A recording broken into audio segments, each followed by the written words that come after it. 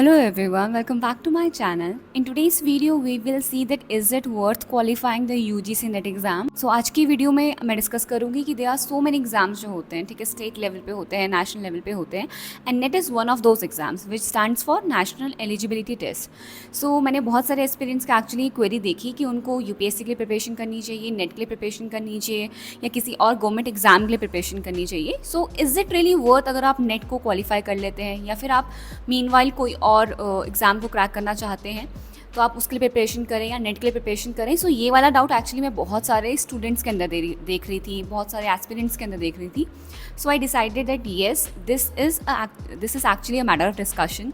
सो इस पर मैं अपना ओपिनियन रखना चाहूँगी and I suggest you some ways which will actually I really hope that which will help you decide कि आपको नेट के लिए प्रिपरेशन करनी चाहिए या आपको कोई और एग्जाम के लिए प्रिपरेशन करनी चाहिए. So okay, let's start today's video.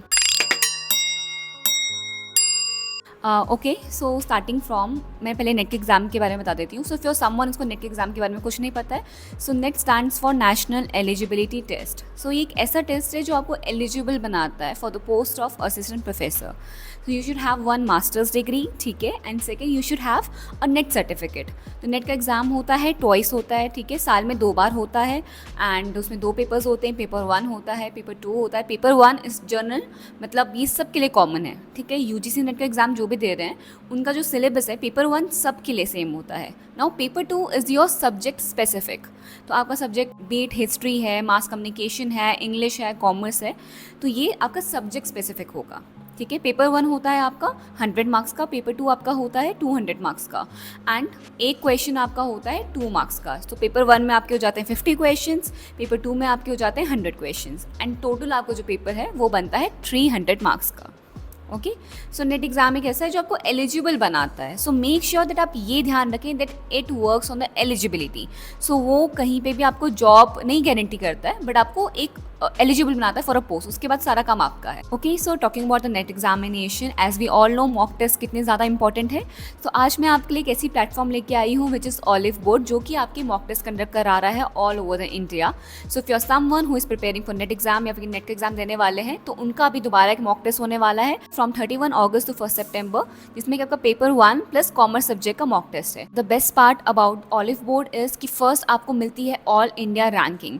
So if you will be getting the all India ranking, आपको पता चलेगा कि आपका ओवरऑल स्टेटस क्या है, आप कितने पानी में है, आपकी प्रिपरेशन कितनी अच्छी है. सेकंड, आपको मिलता है आंसर की विद डिटेल सॉल्यूशंस. तो जो भी आपके क्वेश्चंस होंगे उनके आपके सॉल्यूशंस मिलेंगे और डिटेल सॉल्यूशन मिलेंगे, जो कि अगर आपको कोई भी डाउट रहता है या ये सही था तो उसके क्या कॉन्सेप्ट्स है तो आप नीचे डिटेल्स में जाके देख सकते हैं. थर्ड, आपको मिलता है AI पावर्ड एनालिसिस, जहाँ पे आपको आपकी वीक और स्ट्रॉन्ग पॉइंट्स पता चलेंगे. And this is a great part क्योंकि यहाँ पे आपको खुद को एनालाइज कर पाएंगे कि ठीक है, ये सारे यूनिट्स हैं जो मेरी अभी भी वीक है और ये सारी यूनिट्स हैं जो मेरी अभी भी अच्छी हैं. So this is how the Oliveboard website looks like. So एक बार आप जाके यहाँ पे साइन अप कर लेंगे तो आप जाके सब कुछ एक्सेस कर सकते हैं. यहाँ पे आपको लेटेस्ट पैटर्न मिलता है, डिटेल सॉल्यूशन मिलते हैं, AI बेस्ड परफॉर्मेंस एनालिसिस मिलती है.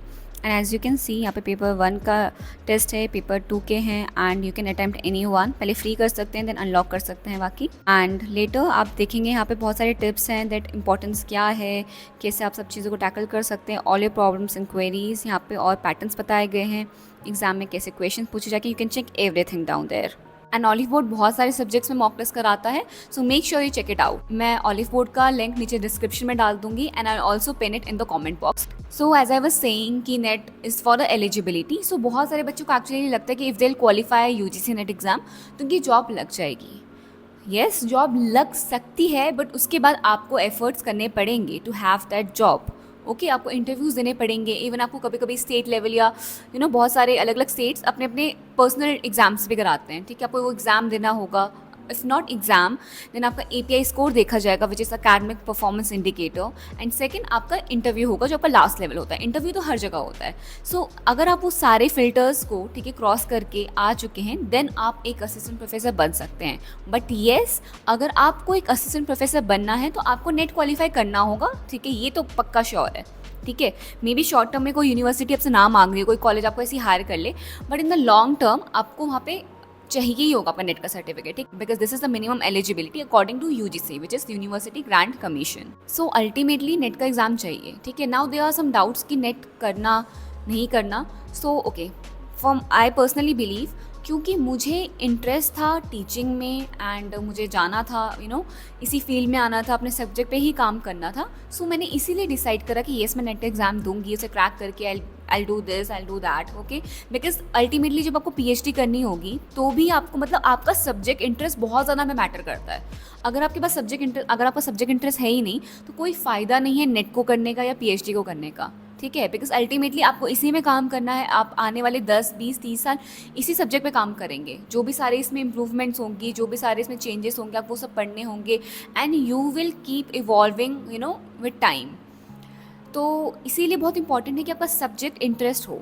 तो अगर आप कोई एक ऐसे एस्पिरेंट हैं जिसका सब्जेक्ट में इंटरेस्ट है, ठीक है, जिसको अच्छा लग रहा है वो जो भी पढ़ रहे हैं एंड वो चाहते हैं किसी को पढ़ें और पढ़ाएं या फिर उसमें रिसर्च करें, तो नेट का एग्ज़ाम पक्का देना, ठीक है। एंड आगे जाके असिस्टेंट प्रोफेसर बनो या रिसर्च में काम करो।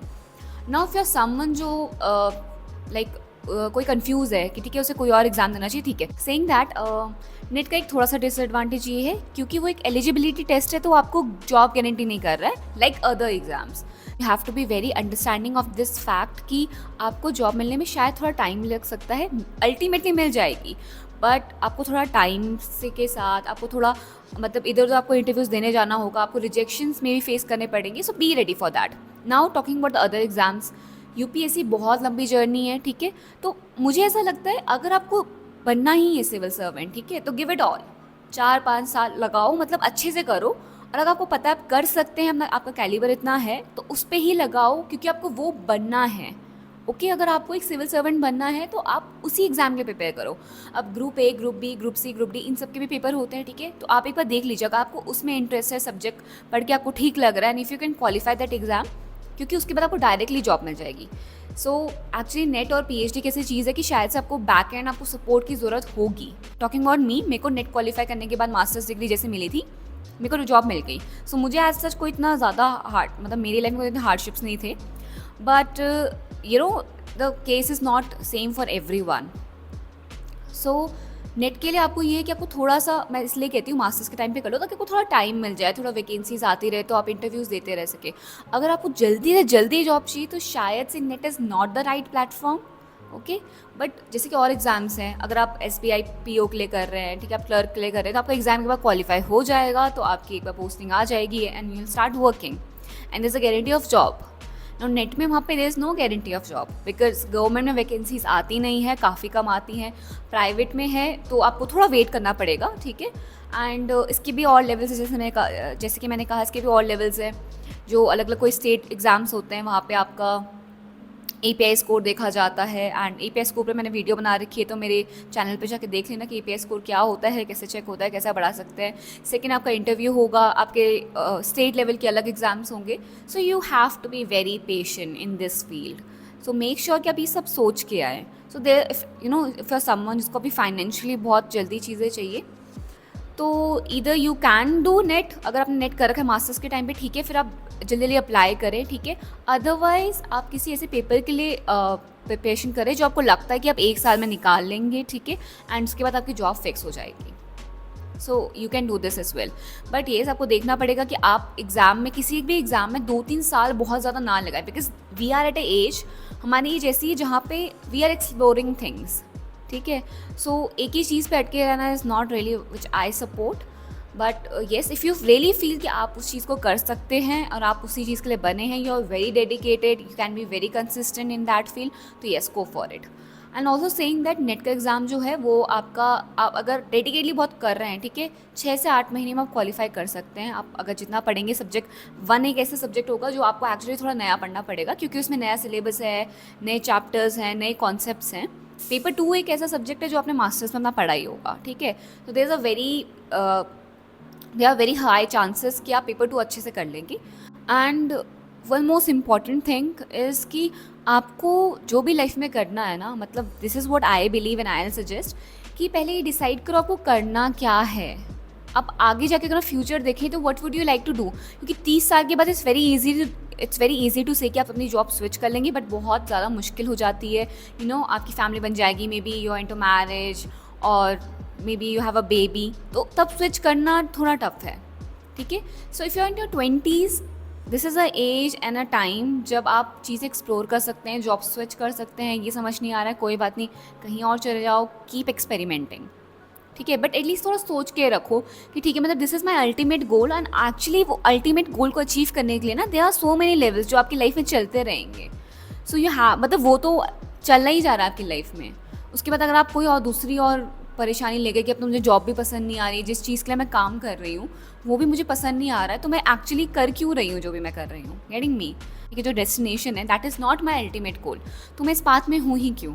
Like I am into teaching but I have to do PhD as well, right. तो आई एम, जो भी सारी प्रॉब्लम्स आएंगी PhD में, I am ready to face, because मेरा अल्टीमेट गोल ही उस चीज़ के लिए है, गेटिंग मी। सो मतलब जो भी आप लाइफ में अगर कर रहे हैं, ठीक है, जो भी मुश्किलें आ रही है, एटलीस्ट मेक इट वर्थ, क्योंकि वो आपकी गोल की तरफ आपको लेके जा रही है। सो आप कोई भी एग्ज़ाम लाइफ में देने वाले हैं, date UPSC, NET, SBI PO, clerk और anything, group A, group B, other government exams, just make sure कि जो भी आप अपने आप को देखते हैं 10 साल बाद, 15 साल बाद, तो आप उस जॉब में अपने आप को थोड़ा सेटिस्फाइड दिखेंगे। Okay, and also saying that अपना थोड़ा, अगर आपकी फैमिली में आपको लगता है कि आपको थोड़ा फाइनेंशियली आपको चीज़ें चाहिए, ठीक है, और आप जल्दी फाइनेंशियली इंडिपेंडेंट होना चाहते हैं, तो उस चीज़ को भी कंसिडर करना। सेइंग, देखो हर किसी की फैमिली का एनवायरनमेंट अलग होता है, ठीक है, जैसे मेरी फैमिली का एनवायरनमेंट था वैसे किसी और का नहीं होगा, जैसे किसी और का वैसे किसी और का नहीं होगा, क्योंकि सबका फैमिली का अलग होता है, फैमिली का सपोर्ट अलग होता है। तो उस चीज़ को सोच के कि फाइनेंशियली आप लोग चीज़ें कर पाएंगे, आपके पास बैक एंड में सपोर्ट है कि नहीं है, पेरेंट्स सपोर्ट करेंगे आपको गोल, आपके गोल को या नहीं करेंगे, तो ये सब चीज़ें और ये सब फैक्टर्स आपको कंसिडर करने हैं। उसके बाद आपको डिसाइड करना है कि if you want to prepare for NET examination और नॉट। तो आई गेस आपको थोड़ा क्लैरिटी मिल गई होगी, and if you have any doubt तो आप दोबारा नीचे कमेंट कर देना, ठीक है, और मैं ट्राई करूँगी मैं से कोई वीडियो ले आऊँ या फिर मैं आपको वहीं पे रिप्लाई कर दूँगी।